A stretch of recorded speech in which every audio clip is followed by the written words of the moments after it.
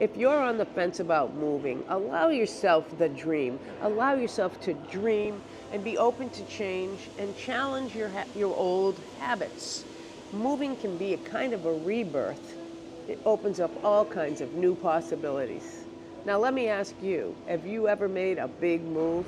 After 50 years in one place, I made a big move, 45 minutes away.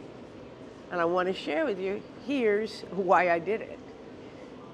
I had a lot of doubts about whether or not I would ever replace the house I had grown to love, the house that we had improved, the lot, the backyard, the conveniences that I had gotten accustomed to, my favorite places, the proximity to things that I was familiar with, the people that I had gotten to know and grown in relationships.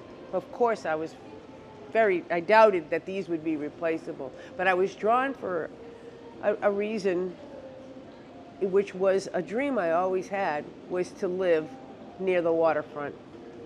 And that was a stronger draw than all the fears and doubts that I could possibly come up with. When it came down to it, that draw caused me a switch to go off and caused me to just put the plan in motion. Was it difficult? Yes. What was the hardest part? Frankly, not what I expected or what you might expect. The actual physical work of packing, sorting, editing, throwing out years and years of stuff. That was the hardest part. The physical toll, the hours that went into that. The easy part was knowing that I needed to get the house ready and I had to be ready to turn it over to someone. They just needed to be someone who loved it and who would take care of it as it was part of their life looking forward. So long-term looking and long-term thinking made it very easy for me to shut that door and say goodbye without any regrets whatsoever. The unexpectedly easy part, that there was a peace in knowing that these people were going to love it. We met the buyers, showed them our favorite parts, and let them share their favorite parts. That was part of the process for me. What changed for the better was that now I knew it was up to me to pursue my new favorite spots, my new familiar spaces, my new conveniences, and of course my draw to the ocean, as I mentioned. So I needed to be sure that I was spending time getting more beach walks, more ocean views, more ocean breezes, and the things that made that decision pivotal at the time that it was. Every day I find something new. Every day I find a street I've not been on. I find a new restaurant or a new coffee shop. I find a new group that I might have some interest that I might be interested in. That's really the gift of making a big change.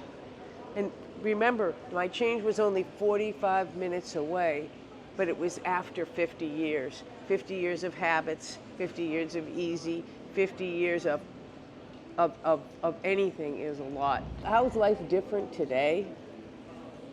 Well, my commute, I gave up on my commute. My commute was 10 miles, and I was accustomed to bobbing from office to home office, office to home office.